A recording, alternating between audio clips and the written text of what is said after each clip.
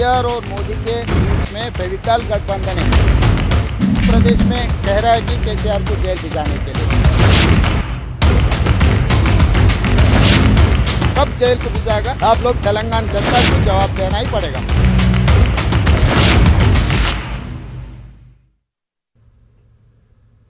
आदाब नाजरीन, मैं हूं सैयद अहमद जिलानी। खास बात तेलंगाना में हफ्ते की बड़ी बहस में आज बात करेंगे तेलंगाना सीएम का दौरे दिल्ली और सियासी हलचल की। केसीआर और मोदी के बीच में फेविकॉल गठबंधन है। प्रदेश में कह रहा है कि केसीआर को जेल भिजाने के लिए। कब जेल को भिजाएगा, आप लोग तेलंगाना जनता को जवाब देना ही पड़ेगा। तेलंगाना के वजीर आला और टीआरएस सरबराह के चंद्रशेखर राव ने एक हफ्ता तवील दिल्ली का दौरा किया। इस दौरे पर सियासी गलियारों में हलचल मची हुई है। केसीआर के दिल्ली दौरे का शेड्यूल पहले 3 दिन रखा गया, इसके बाद 1 हफ्ता कर दिया गया। 1 हफ्ते के दौरान चंद्रशेखर राव ने दिल्ली में पार्टी दफ्तर का संगे बुनियाद भी रखा। वजीर आजम नरेंद्र मोदी, वजीर दाखिला अमित शाह और वजीर ट्रांसपोर्ट नितिन गडकरी, वजीर जल शक्ति गजेंद्र सिंह शेखावत से मुलाकात की। बताया गया कि उन्होंने मरकजी हुकूमत से तेलंगाना के मसाइल पर तबादला ख्याल किया, लेकिन कांग्रेस ने इस मुलाकात को सियासी रंग दे दिया। बीजेपी और टीआरएस में मजबूत दोस्ती का इल्जाम लगाया। उधर तेलंगाना बीजेपी सदर बंडी संजय ने कहा कि टीआरएस और बीजेपी में कोई दोस्ती नहीं है। इल्जाम और जवाबी इल्जामात का सिलसिला जारी है। आवाम के जहनों में भी कई सवाल उभर रहे हैं। क्या टीआरएस और बीजेपी की गली में दोस्त कुश्ती और दिल्ली में दोस्ती जारी है? पार्टी दफ्तर बहाना है, बीजेपी से दोस्ती निभाना है। ऐसे कई सवालों के जवाब आज हम तलाश करने की कोशिश करेंगे। हमारे साथ कुछ खास मेहमानों को जोड़ेंगे, जिसमें डॉक्टर शुजात अली हैं, तर्जुमान तेलंगाना कांग्रेस कमेटी, और बी श्रीनिवास लीडर हैं टीआरएस, और टीआर श्रीनिवास हैं बीजेपी लीडर तर्जुमान। आप तीनों का इस्तकबाल है, स्वागत है। सर, अगर कोई चीफ मिनिस्टर दिल्ली जाए और सरकारी काम के लिए जाता है और सारी चीजें मीडिया में आती हैं, उसको भी सियासी रंग देने की ये कोशिश क्यों तेलंगाना में हो रही है? तेलंगाना सरकार का हर काम, उसमें नीति नियत ढूंढने की कोशिश की जाती है। शुजात अली साहब,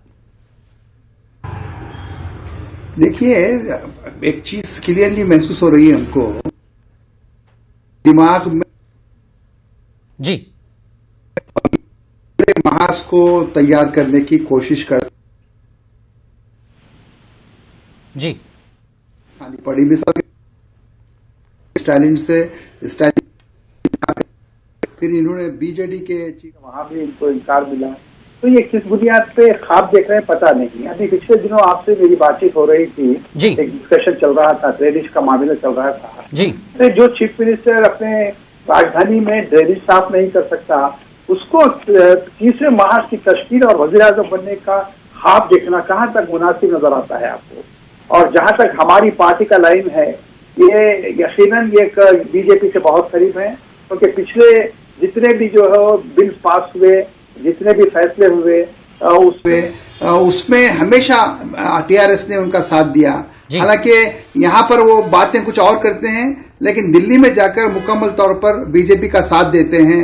चाहे वो डिप्टी चेयरमैन ऑफ राज्यसभा का इंतखाब हो, चाहे वो ट्रिपल तलाक का मामला हो, मामलों में ये बीजेपी के बी टीम बने हुए हैं। इसके बावजूद ये कहते हैं कि बीजेपी के कायद ये कहते हैं कि हमसे उनका कोई ताल्लुक नहीं है। तो समझ के बाहर है ये बात जी। तो ये दौरा भी एक तरह से सियासी दौरा आपको लगता है? यानी वो स्टेट के लिए नहीं, अपने लिए गया। देखिए, हर पॉलिटिकल पार्टी अपना जो सरकारी घर होता है, सरकारी भवन जो दिल्ली में होता है, वहीं से काम करती है। अब इनको ठीक इलेक्शन और इनको एक सियासी जो है दफ्तर की जरूरत पड़ेगी। इससे ये भी एक मिसाल जा रहा है कि ये हार रहे हैं। जो अगर आपका तेलंगाना भवन दिल्ली में मौजूद है तो it is as good as your own office जी। तो फिर आपको ऑफिस खोलने की जरूरत क्यों पड़ी? तो इसका मतलब यह है कि रेवंत रेड्डी के आने के बाद जो कांग्रेसियों में जो यही कहा जा रहा है कि कांग्रेस पार्टी सरकार बनाएगी, तो ये खौफ उनके दिमाग पर छाया हुआ है। तो वो चाहते हैं कि दिल्ली में रहें और सियासी जमातों से तालमेल करके कुछ अपनी साख को बचाए रखें। ठीक है, हमारे साथ बी श्रीनिवास साहब भी हैं टीआरएस से। तेलंगाना सीएम के दौरे को आप कैसे देखते हैं सर? दिल्ली दौरा रहा, उस पर भी अब सियासत होने लगी है केसीआर के दिल्ली दौरे पर। बी श्रीनिवास जी। जिलानी साहब, सबसे पहले आप सबको नमस्ते जी। ये जो अभी कांग्रेस की हिसाब से बात सुने मैं, ये इतना एक 20-30 साल एक्सपीरियंस रह के भी इंजाम लगाना, you mean they want to do something, they want to say something about the leader कि आज तेलंगाना राज्य के मुख्यमंत्री तेलंगाना सरकार के तरफ से दिल्ली जाके वहां तेलंगाना राष्ट्र की कार्यालय, तेलंगाना राष्ट्र के भवन बने, सो उन लोगों की क्या प्रॉब्लम आ रहे, उन लोगों की क्या मुश्किल हो रहे, उन लोगों की क्या तकलीफ हो रहे, मेरे के समझ में आ रहे। तो बोले तो 4.5 करोड़ तेलंगाना लोगों की सेल्फ रिस्पेक्ट की ये मॉन्यूमेंट बनने वाला है, वो अभी तेलंगाना भवन वहां।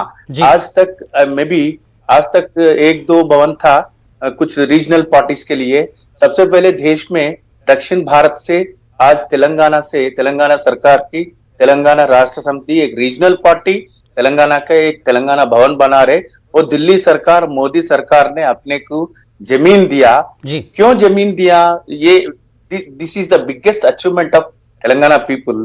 पहले ये बात है। और एक बात है, उन लोग कह रहे कि दिल्ली में दोस्ती, गली में कुश्ती। कहाँ दोस्ती है? ये सरकार की तरफ से कि मुख्यमंत्री, प्रधानमंत्री और होम मंत्री, जल शक्ति मिनिस्ट्री से मिलने से क्या ये गलत है? या सरकार, तेलंगाना सरकार की आने वाला जो चीज है इसके बारे में बात करना वो गलत है क्या? क्या आज करीमनगर के IIIT है तो हैदराबाद के IIM के लिए है तो अंतरराष्ट्र की जो रोड नेशनल हाईवेज बनना, जो नेशनल हाईवेज है इसके लिए, नेशनल सड़क के लिए और पैसे मांगना, और जो आज कृष्णा वाटर के प्रॉब्लम है जिसको ट्रिब्यूनल को हैंड ओवर करना बोल के, ये पूरे बातचीत करने के बाद भी उन लोग दोस्ती कर रहे, नहीं तो 3 दिन का पर्यटन 1 हफ्ते हुए। What is wrong in that? कुछ गलत है क्या इसमें? Anything wrong in that? Meeting all the ministers of central ministers by a state chief minister, it's a बिल्कुल किसी चीफ मिनिस्टर का अगर मरकजी सरकार से कुछ मुतालबात हैं और अगर वजीर आजम से मिलते हैं, वजीर दाखिला, होम मिनिस्टर से मिलते हैं, तो इस पर क्यों सियासत हो रही है? ठीक है, टीआर श्रीनिवास जी, सीधे इल्जाम लग रहा है और काफी वक्त से लगता रहा है कि टीआरएस और बीजेपी के बीच एक गहरी दोस्ती है, जैसा कि रेवंत रेड्डी ने भी कहा कि एक मजबूत जोड़ है दोनों का। तो ये कैसी दोस्ती है? कितनी सच्चाई है कांग्रेस के इस इल्जाम में? टीआर श्रीनिवास जी।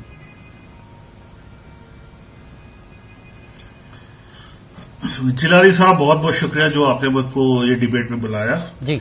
और मैं चंद पॉइंटों पे फोकस करूंगा, उसको मैं स्ट्रेट उस पे जाऊंगा जी। ये जो फेडरल स्ट्रक्चर होता है जहां पे स्टेट और सेंटर का जो रिलेशन होता है, उसमें एक औपचारिक मीटिंग्स होती हैं हर साल, एक रेगुलर इंटरवल्स पे होती हैं, और प्राइम मिनिस्टर साहब का दायित्व होता है, वो मिलते हैं हर मुख्यमंत्री से, ना ही तेलंगाना नहीं हर किसी मुख्यमंत्री से मिलते हैं। और मैं समझता हूं इसमें ज्यादा कुछ उसको कहते हैं बाल की खाल करके कोई फायदा नहीं है जी। ये अपने स्टेट के जो मसाइल हैं, जो स्टेट के जो अचीवमेंट्स हैं, स्टेट के जो लिस्ट जो कहते हैं, वो हर मुख्यमंत्री लेके जाते हैं प्रधानमंत्री जी के पास, वो सुनते हैं, अपॉइंटमेंट देते हैं, जरूरतें हैं वो देते हैं और उन पर बातचीत होती है। और हमारे माननीय बंडी संजय जी ने, जो हमारे स्टेट के प्रेसिडेंट हैं, उन्होंने बहुत स्पष्ट कर दिया है, हम केसीआर साहब और कुछ भी बोले यहाँ पे आके, हमारा एक लाइन फोकस है, हमारा कोई अलायंस कुछ नहीं है, हम अपने बलबूते पे हम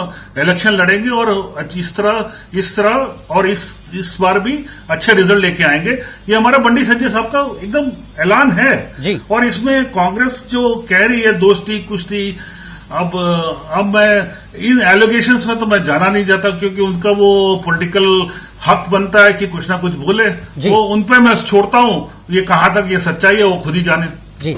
लेकिन टीआर श्रीनिवास जी, बीजेपी कहती है कि हमारा उनसे कोई लेना देना नहीं।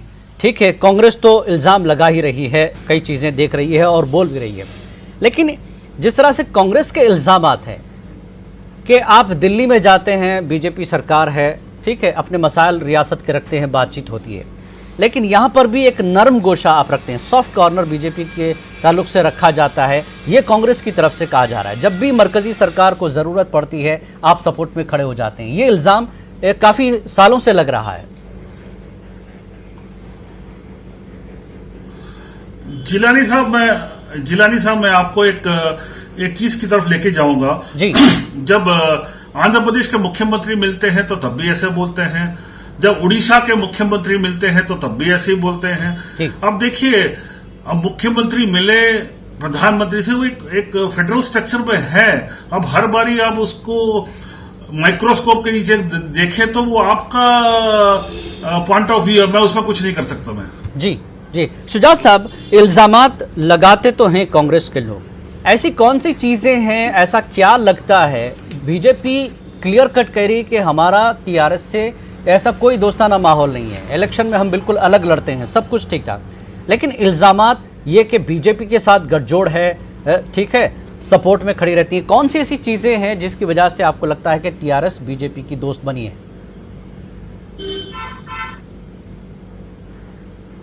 अरे कौन सी ऐसी वजह नहीं है जिससे ये यकीन कर लिया जाए कि बीजेपी के साथ इनका गैर मामूली जो है इश्क है, मोहब्बत है, प्यार है। मैंने अभी मिसाल दिया, ट्रिपल तलाक के इशू पर इन्होंने साथ क्यों दिया? हालांकि हैदराबाद में इन्होंने कहा कि हम इसकी मजम्मत करते हैं, बीजेपी फिरका परस्त जमात है, ये बयान आया। और जब वोटिंग की बात आई तो आपने वहां से बाइकआउट किया, बाहर निकल गए ताकि जो है बिल पास हो जाए। फिर डिप्टी चेयरमैन का मामला आया तो आपने खुल्लम खुल्ला तायद की। कितने वाकयात बताएं, कितने चीजें सुनाए आपको। अब रिजर्वेशन का क्या हुआ? 12% रिजर्वेशन का क्या हुआ? क्यों नहीं पास होता 12? जी बी श्रीनिवास जी, बच्चू श्रीनिवास जी, नहीं मैं ये कह रहा था एक दो नहीं, अब कांग्रेस की तरफ से बोल रहे वो ट्रिपल तलाक बॉयकॉट करते बराबर। हम सिर्फ वो नहीं, प्रेसिडेंट के समय, वाइस प्रेसिडेंट के समय और ये डीमोनेटाइजेशन के समय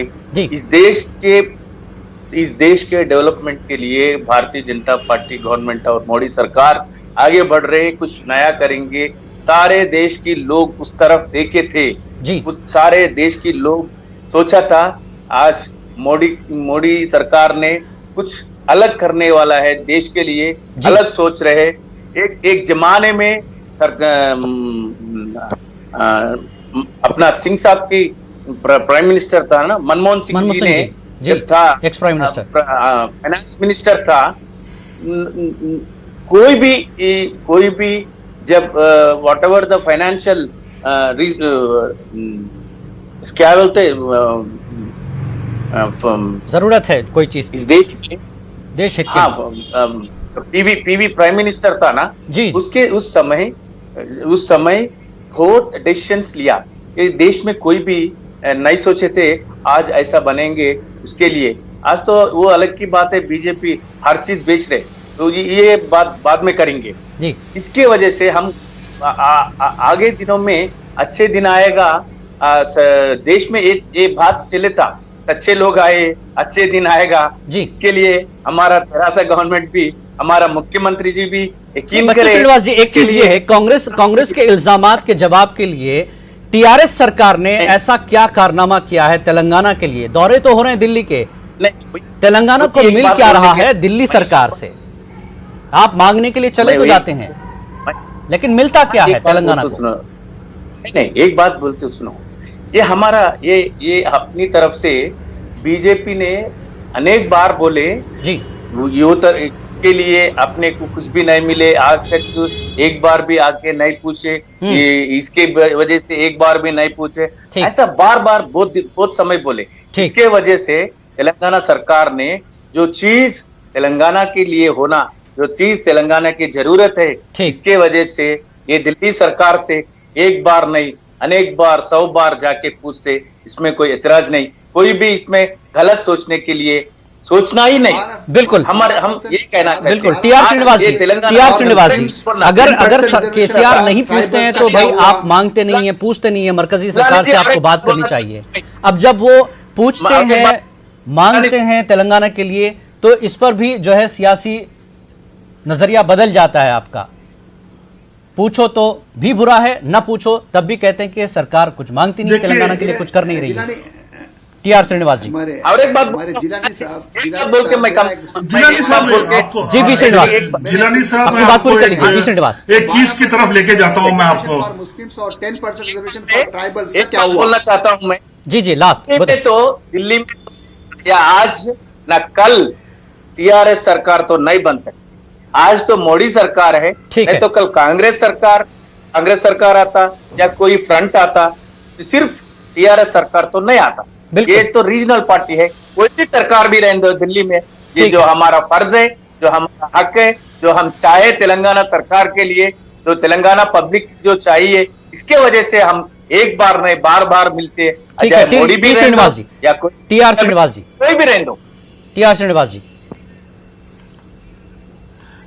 जिलानी साहब मैं आपका एक बात की तरफ आपका तवज्जो लेके जाऊंगा जी। जो भी प्रोजेक्ट्स होता है, जो भी फंड्स आते हैं गवर्नमेंट ऑफ इंडिया से हर स्टेट के लिए, जब भी वो कोई प्रोजेक्ट खत्म होता है तो आपको यूटिलाइजेशन सर्टिफिकेट देना पड़ता है और एक नॉर्मल एक प्रोसीजर होता है और आपके उसके तहत आपके फंड्स भी रिलीज होते हैं और थोड़े ऑडिट के टाइम पे भी आपको सवाल पूछे जाते हैं। बिल्कुल। और एक बात है, हम फेडरल स्ट्रक्चर में हमने एक बार नहीं बार बोलते हैं हर स्टेट को हम मदद करेंगे, मगर उसका एक प्रोसीजर होता है, एक ढंग होता है। आप आइए, बैठिए, बात करिए, फॉलोअप कीजिए, फॉलोअप मीटिंग्स करिए और उसमें हम जरूर उसका तवज्जो देके हम अगर हर स्टेट को हम अगर आगे लेके जाएंगे तभी तो भारत का उन्नति होगा, तभी तो हम 5 ट्रिलियन इकोनॉमी को लेके जाएंगे जी।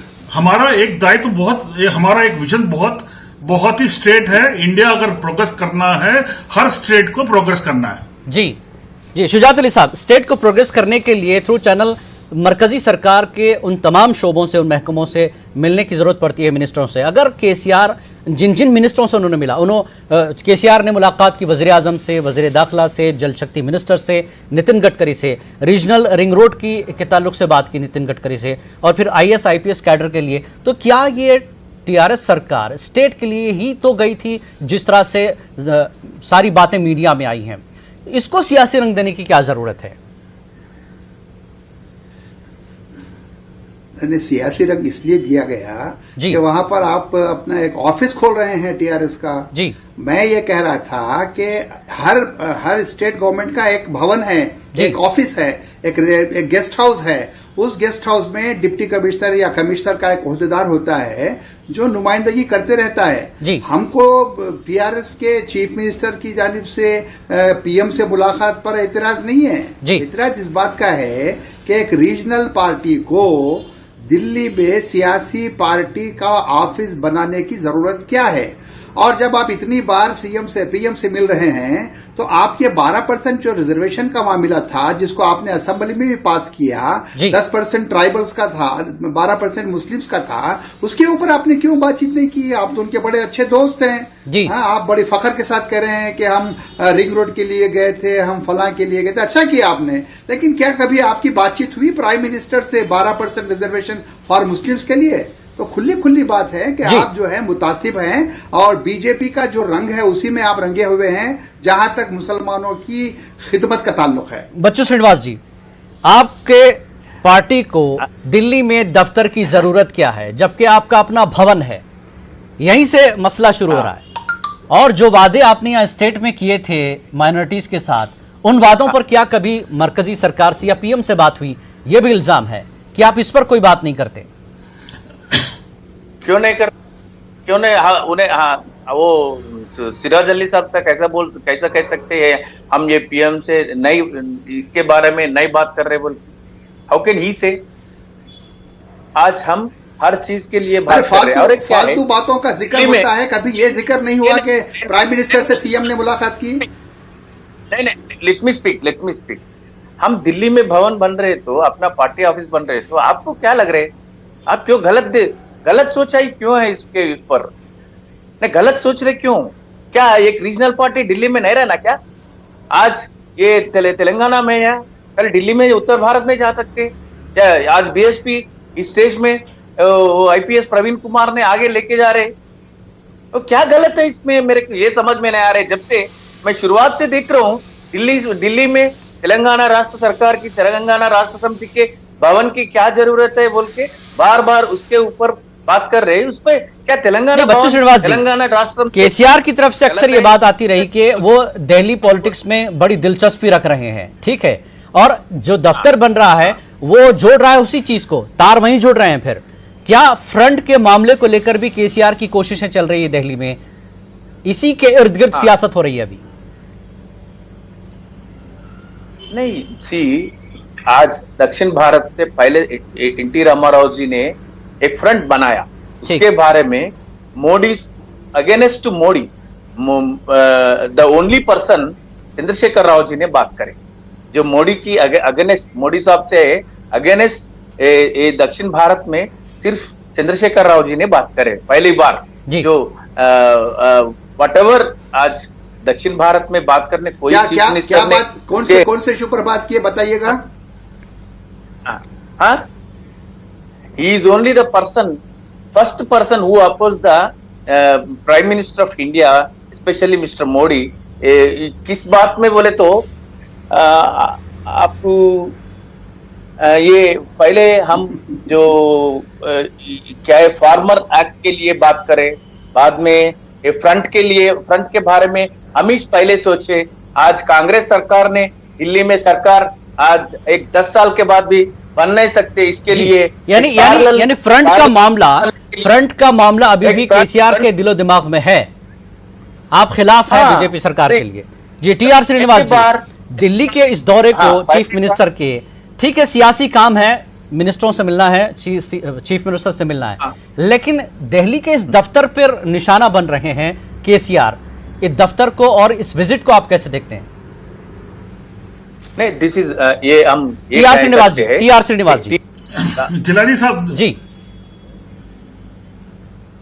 जिलानी साहब देखिए, अगर आप लुटियंस जोन में अगर एक बार एक गाड़ी लेके घूमे, वहां कई दफ्तरें हैं जो बाकी रीजनल पार्टी से हैं, नॉर्थ से हैं, नॉर्थ ईस्ट से हैं और नॉर्थ इंडिया से हैं, वेस्ट इंडिया से भी हैं। वो अपना छोटा छोटा बंगलों में खोल के रखे हुए हैं और उनको निकालने की प्रयत्न हो रहा है। और जो जिसको प्लॉट चाहिए, जिसको बाहर बनाना है, वो गवर्नमेंट ऑफ इंडिया फैसिलिटेट कर रहा है। इसी मामले में टीआरएस पार्टी भी उन्होंने वहां पे प्लॉट लिया है। इसमें कोई आपको ज्यादा झुक के या घुस के देखने की जरूरत नहीं है। एक पार्टी, हर पार्टी करता है लुटियंस, और बाहर लुटियंस से अब जो भी बाहर आके आ रहा है। अब दूसरा, हर बारी ये सियासत जो कहते हैं third front, fourth front, fifth front, ये आप देख चुके हैं, हमने भी देख चुके हैं। ये कितने फ्रंट आए हैं, कितने फ्रंट गए हैं, और कितने वन पार्ट जो अभी तक जो स्टेबल हुआ है, अभी तक स्टेबल गवर्नमेंट जो दिया है वो एनडीए ने ही दिया है।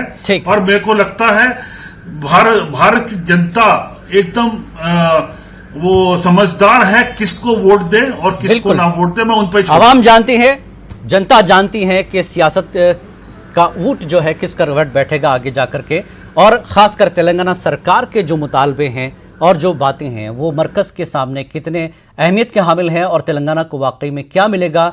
टीआर सरकार और चंद्रशेखर राव की दिल्ली वापसी के बाद ये पता चल जाएगा कि क्या कुछ बेहतर हो रहा है तेलंगाना के लिए, और खासकर ये जो इल्जामात हैं किस हद तक सही है, ये आने वाला वक्त ही बताएगा। आप तीनों मेहमानों का बेहद शुक्रिया इस डिबेट में शामिल होने के लिए। आदाब।